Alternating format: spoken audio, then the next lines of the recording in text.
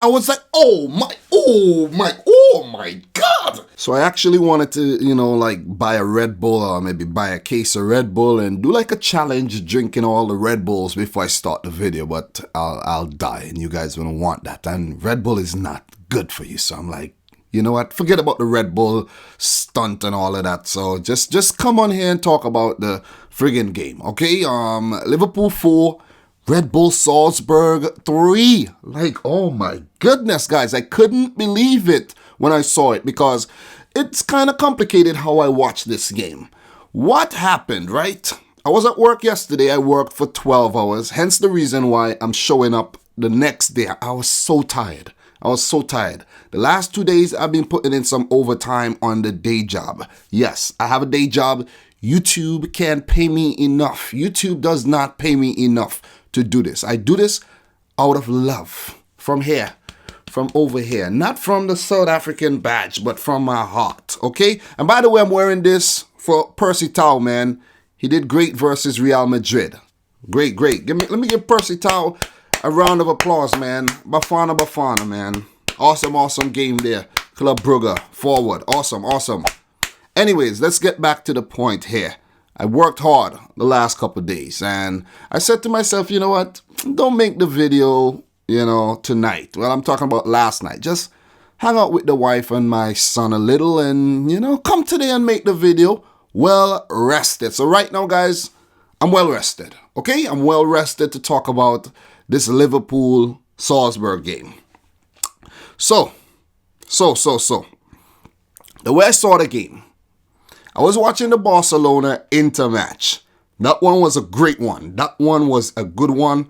One for the ages as well. I'll talk about that one a bit later. So I was watching the Barcelona Inter game, doing my work, and still trying to watch the Liverpool Salzburg game. But what it was, I was using the internet off one phone, like tethering the Wi-Fi from my main phone to my second phone to watch the Liverpool match. So it was kind of hard to do. So I was listening to the Inter-Barcelona game and, soaking up all the information and, watching it at the same time too. I was watching two screens. But then I said, nah. I need to watch this Liverpool game in full. So what I did, I rewind the Liverpool match because the app that I was watching it on, you can do that. I rewind it and I watched it back from the beginning, so I could see everything that happened in the game. And then when the Inter-Barcelona game finished, then I continued to watch the Liverpool game without any distraction.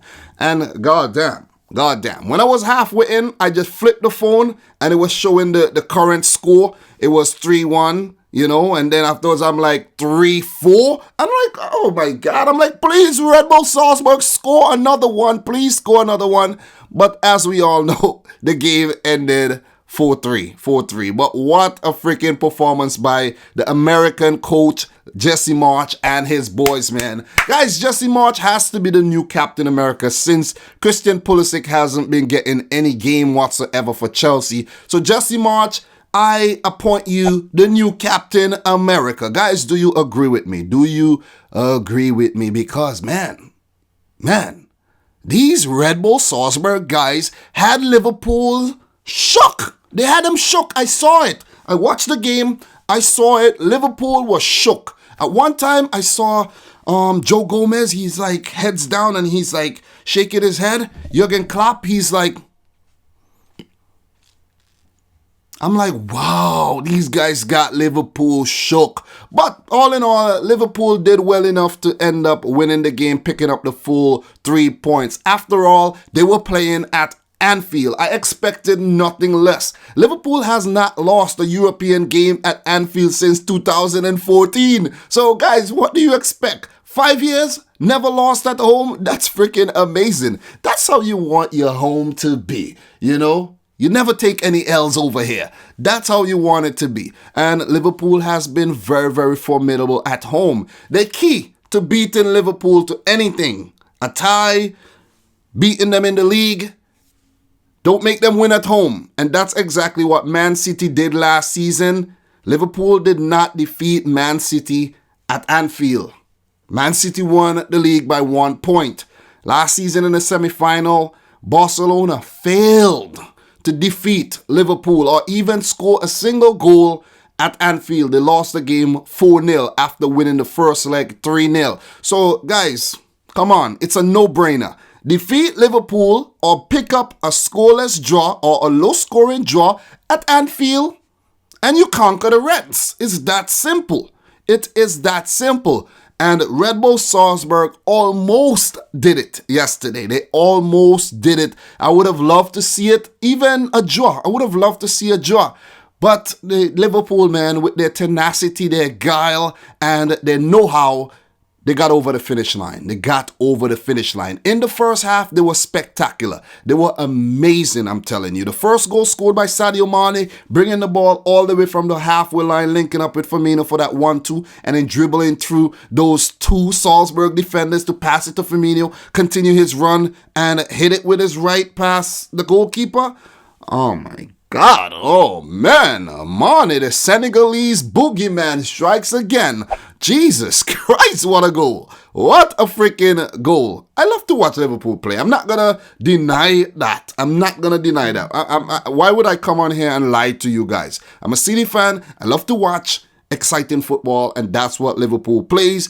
And I also like to talk about Liverpool's matches because you guys like to hear when I talk about it, and I'm keeping tabs on Liverpool. It's that simple. It is that simple. I am no Liverpool fan. Don't get it wrong, and don't try to convert me either, because I've seen a few people in the comment section try their hardest to convert me. I'm not convertible. It ain't happening. I ain't no plastic fan as some of you guys miss. I'm a genuine Man City fan from over here, from the heart. Not from the South African badge, but from the heart. But that Mane goal was really, really good. It was good.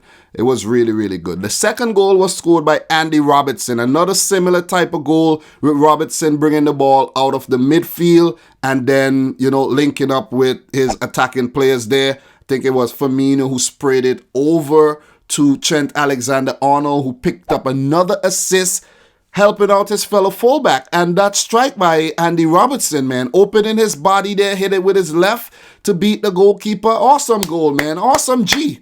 Awesome G. You're a G for that. That was only his second ever goal in Liverpool's colours. And guys, before I forgot, this was Mane's 15th goal in European competitions for Liverpool, making him the third player to reach 15 alongside Mohamed Salah with 17, I think, and Steven Gerrard with 21. So that's a fun fact for you guys right there. But Liverpool were leading the game 2-0. Red Bull Salzburg looked stretched in defense, but they did get a few chances going forward. Minamino and Hwang Hee-chan looked good. They looked good going forward there. Liverpool's third goal came in the 36th minute when a Sadio Mane cross was headed in by Roberto Firmino, saved by the goalkeeper, but parried in the path of Mohamed Salah for an easy tap in. Salah couldn't believe it. He was like, what just happened here? Did I just score? That was super easy. And Liverpool, man, were running away with the game. And at that point, you're thinking that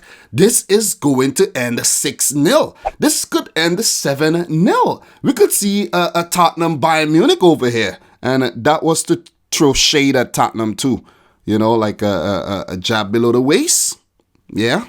Tottenham. Embarrassing. You're the only English team to lose on match day 2. Everyone else won. City won against Dinamo 2-0. Liverpool won 4-3. And Chelsea won the game. Tottenham, man, embarrassment to the Premier League. Okay, so we are now done with Liverpool's 3 first half goals. They were amazing in the first half, but it seems like they were getting a little stretched by Red Bull Salzburg because Takumi Minamino got in behind on a few occasions. Hwang Hee-chan as well. They were being exploited by the 4 East Asian boys there. And then the big moment in the game came when Hwang Hee-chan scored Red Bull Salzburg first goal. What a goal. Was that the goal of the match? That has to be the goal of the match. That has to be one of the best goals in the Champions League this season. Guys, we had a lot of good goals on match day 2. But this one, man, this one is up there. This one is top shelf. Hwang Hee-chan receiving the ball from Wipu, and he worked his magic and did the rest. And when I mean did the rest, work his magic, guys, he sent Virgil van Dijk back to Suriname where his mother is from, basically. What a freaking dribble. A lot of people are saying that Virgil van Dijk, you can't get past him and all that, but this season, Gabriel Jesus did it, and now Hwang Hee-chan has done it. So you guys need to take that pressure off Van Dijk, because I know he knows that people think people can't get past him, and it's being done. Guys, when I was watching that, I was like, oh my God. You know, the pullback and then the shot to beat Adrian. Oh my, what a freaking goal. Hwang Hee-chan, man.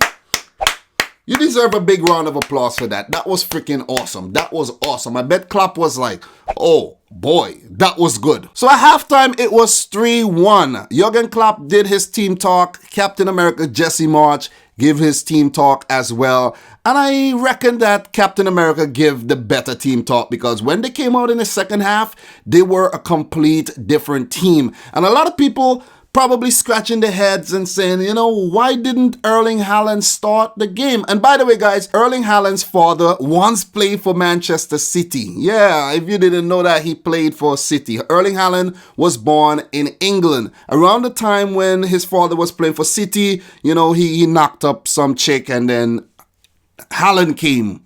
You know, and he's now tormenting teams around Europe, and especially in Austria, where Red Bull Salzburg has already scored 40 goals this season. They've beaten teams by 6-2, 7 this, 5 this. It's a high-scoring team. Jesse Marsch has these guys playing some very attacking football, but they need to work on their defense, though. You can't be conceding 4 goals. You can't be conceding 2 goals against Genk. Well, no disrespect to Genk, because Genk looked decent in the game against Napoli, which I'll get to.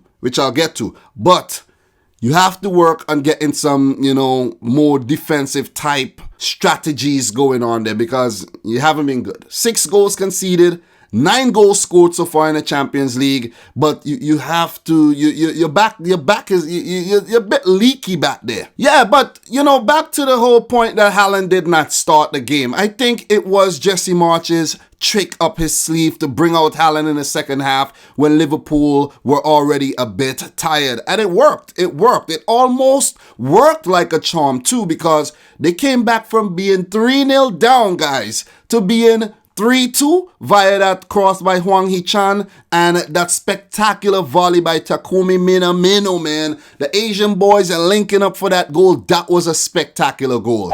You have to fault the Liverpool defenders there for not closing down Takumi Minamino. Why are you leaving this guy wide open? Maybe they underestimated him, or maybe Liverpool isn't so well drilled defensively this season. Maybe they're just switching off sometimes, because they're conceding way too many goals for their fans' liking and for Jurgen Klopp's liking. That was a smashing goal there. The third goal came a few minutes later through Erling Haaland. It was an easy tap-in. He could not believe it. It was crossed in by Minamino, pass of Van Dijk and Joe Gomez. They were right there watching the whole thing happen. I think Van Dijk even got like slightly nutmegged in that play.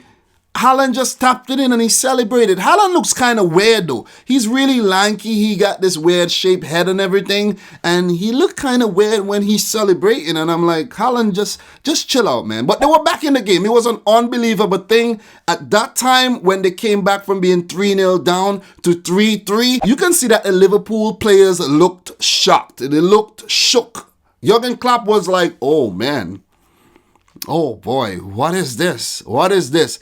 But you have to take your hats off for Liverpool for continue fighting. After that goal scored, Liverpool meant business. They meant business. It just went at Salzburg and they forced an error out of the number 14 player who did not clear the ball properly. He got a bad touch and it fell nicely to, I think it was Fabinho or one of them holding on and, you know, just laying back there. They lofted the ball back forward and Firmino in the thick of things again headed it on to Mohamed Salah, who drilled it past the goalkeeper, celebrated like a madman because at that time he had scored Liverpool's winner. 4-3 it ended. Salzburg did get up there a few more times. Liverpool did get a few more chances. But in the end, it finished 4-3. It was a thriller. We were treated. We were well treated there. We were well treated. We can't complain about that. We were well entertained. And that's why the fans come out to watch the games. to be entertained. So for Red Bull Salzburg, they have a lot of positives to take away from this game. They scored 3 goals against the reigning European champions, one of the best defenses in Europe. But were Liverpool missing Joel Matip here? Even though I just read an article that said that, Virgil van Dijk was praising Joe Gomez, Joe Gomez wasn't all that good in the game. He wasn't all that good in the game. Matip may have been tighter back there because he has been spectacular this season.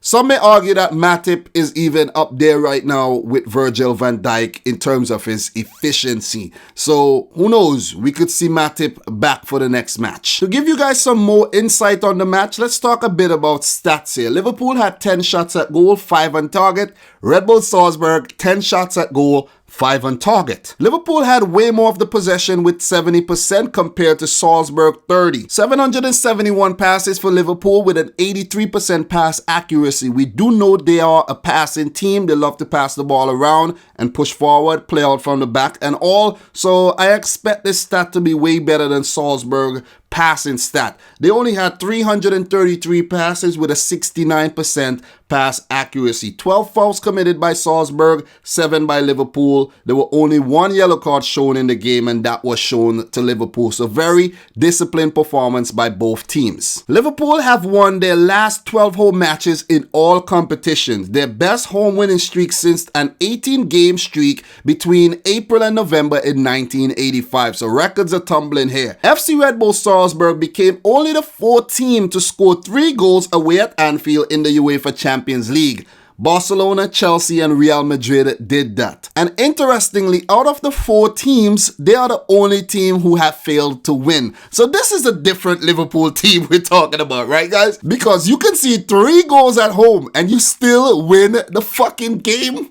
Unbelievable. Just simply unbelievable. Unbelievable. But thanks to Napoli for winning that game against them on match day 1, man. You showed them up and you brought some of the, the opposition fans some joy there. In the other game, Napoli traveled to Genk and the match ended in a 0-0 draw. With that draw, Napoli stay on top of the table with 4 points. Liverpool are second with 3 points, but with a better goal difference than Red Bull Salzburg, who are third, also on 3 points, and Genk at the bottom with 1 point. It seems like this might just be the group of death because it's gonna be very close at the end of the 6 matches. So another spectacular performance in the end by both teams. 6-2 for Red Bull Salzburg in their first match, 4-3 against Liverpool in this one. Liverpool lost their first game but bounced back very nicely. Their front 3 looking very good as usual. Firmino is the most important player on this Liverpool team. I'm gonna say that right now. He is the one who makes them tick. Don't argue this. Do not argue this. So, well played Liverpool. Well played Liverpool. Well played Salzburg. Were Liverpool lucky? I don't think so. They had their chances. They scored their chances. Salzburg, they fought well. You got to give them props for that. But in the end, Liverpool are the better team. On paper and in reality, they are the champions of Europe. Guys, that's all my thoughts on this fixture. So if you're new around here, consider hitting the subscribe button. Smash the thumbs up button. And let me know what you think in the comment section down below. So from your boy, Dominic Rich, I like to say peace out. Rich, score ahead.